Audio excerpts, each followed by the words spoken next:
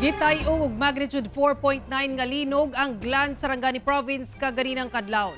Samtang baybayon sa usa ka barangay sa Glan, nakitaan og sand fissures human sa magnitude 6.8 nga linog niadtong Biyernes.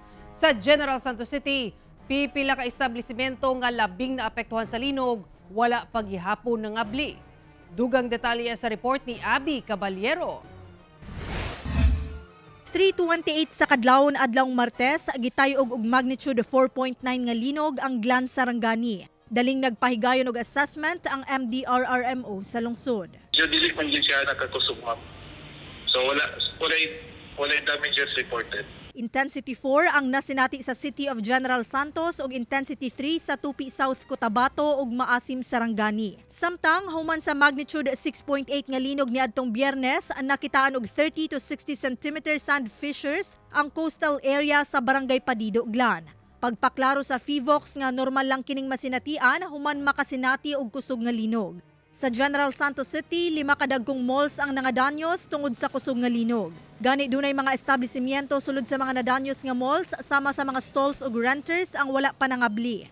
Samtang padayon pang gina-repair ang mga parte sa mall nga labing nadanyos una kiniablihan sa publiko. Ipailawon pa kini sa otoridad sa rapid assessment ug analysis. Hinuon nag-operate na balik ang ilang mga supermarket.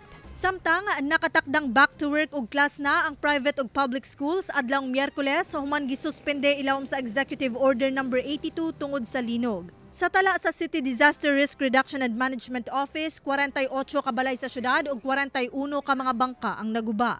Anaasab sa 2,302 ka mga empleyado sa managlahing kumpanya sa syudad ang apektado sa nahitabong linog.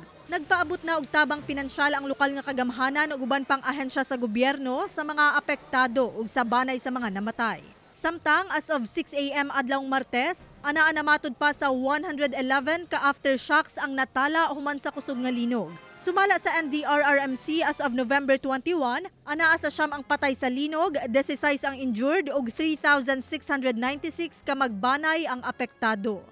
Kauban si Gary Balantay sa kamera. Ako si Abby Caballero para sa One Mindanao.